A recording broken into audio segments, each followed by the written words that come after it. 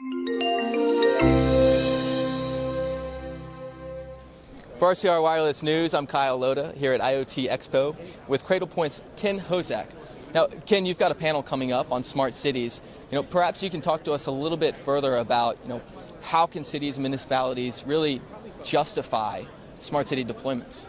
Yeah, it's interesting. What I've found is a lot of the cities, there are two types of IoT projects. There are the huge, massive ones with the big global dashboards where you're paying, a lot of money to a large company to come set you up. And then there are projects, standalone projects that make cities smarter, piece by piece. So smart traffic intersection, smart police car, smart public bus. That's where we've been getting the most success, and it's a lot easier for the cities to digest projects of that size, to roll it out, and the ROI happens to be a lot faster. So it's, again, the success rate on those kind of projects are much higher for smart cities. Along with that, why is interoperability very important for these cities when it comes to looking at smart city solutions and services? Yeah, I think the key thing for smart cities is they don't want to choose a proprietary solution where they're really not leveraging the economies of scale that you get of solutions working across multiple cities. So we're really good at 4G LTE, and so all of our solutions interoperate perfectly with AT&T or Verizon or Sprint or T-Mobile.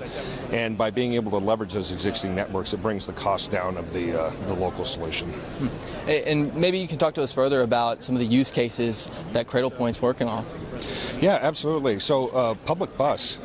The whole goal is to take people off the streets, to increase ridership, to improve the passenger experience. And so a smart bus has digital advertising on the outside, maybe, which is providing some subsidies.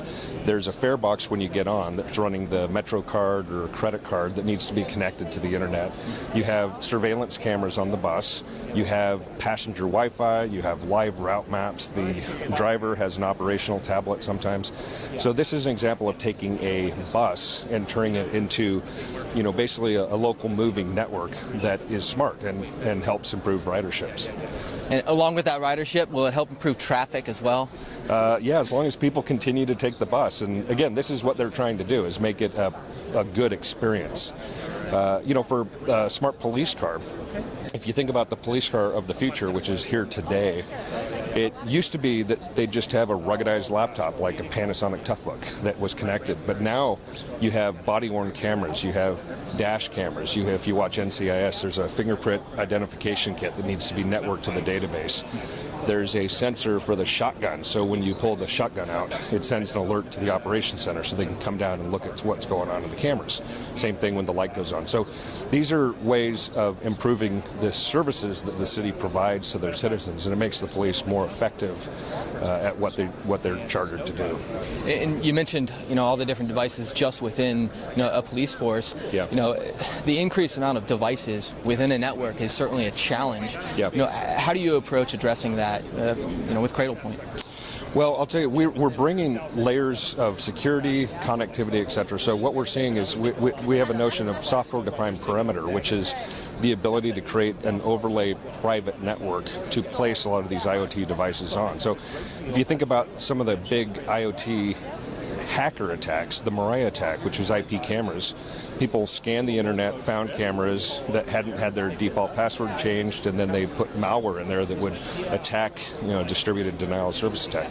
So we're bringing the ability to put them on a private network that's hidden from the outside world, that is not accessible to other enterprise resources, to be able to isolate that. So that's an example of one thing that you can do to deal with these exploding number of devices. So.